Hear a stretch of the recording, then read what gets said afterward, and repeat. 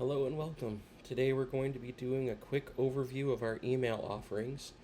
Everybody who has web hosting through us has the ability to create email accounts, email forwarders, and so on. So all I'm going to do is do a high-level overview of what we offer, and then I'll cover a couple of different ways to make email accounts and some of the differences between email accounts. There's nothing too tricky or crazy here, but sometimes it's nice to see it done. So what I'm going to do is come into momandpopwebhost.com, and I'm going to click on the client area. I'm assuming you're already logged in. If you scroll down partway through, you'll see a whole section here for email. I'm going to highlight a few here. We have email accounts, email forwarders, autoresponders, send only, receive only, and webmail. Email accounts are just what you would expect an email account to be. It's just like your Gmail or Yahoo account, except that it uses your actual domain. So it would be able, in my case, to be jeff@momandpopwebstuff.com, or whatever combination you want. We offer unlimited email accounts. Each email inbox is allowed up to 10 gigabytes of space. Just to give some perspective, when you open up a Google account, you get 15 gigabytes of space. That includes your Gmail, your photos, your Google Docs, and so on. So we offer 10 gigabytes per email account that you create. Next, we have email forwarders.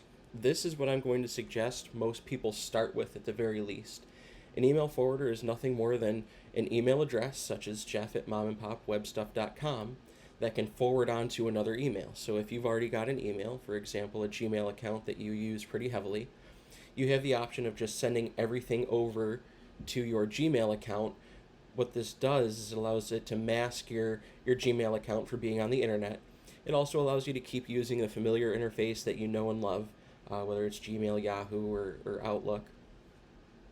And then you also have the option in the future to create a new email account that will be fully managed here. I'll give you some information on how to access that later. Autoresponders are just what they sound like. You create an email address such as hello@momandpopwebstuff.com, and then when an email is sent to that email account, it will respond automatically with some sort of information, whatever you set up. You probably won't use these much, but it's nice to know you have it. Next, you have send only and receive only addresses. Again, exactly what you would expect. A send only is an email address that can be sent out from but cannot actually receive email. You've probably seen something like no reply at somedomain.com in the past. When you get an email from someone, that's exactly what that is. It's a send only email address. That allows the server to send out email, but if you try sending something back, it'll just bounce. The next is a receive only email address, which is literally the opposite of the send only. The receive only allows you to receive emails there, but you'll never actually be able to send out. There aren't too many cases where you'd want to be using that, but it is there if you need it. And finally, we have webmail. Webmail is the actual console where you'll be able to access your email. Now, if you prefer to access it through your phone or whatever else, that is an option.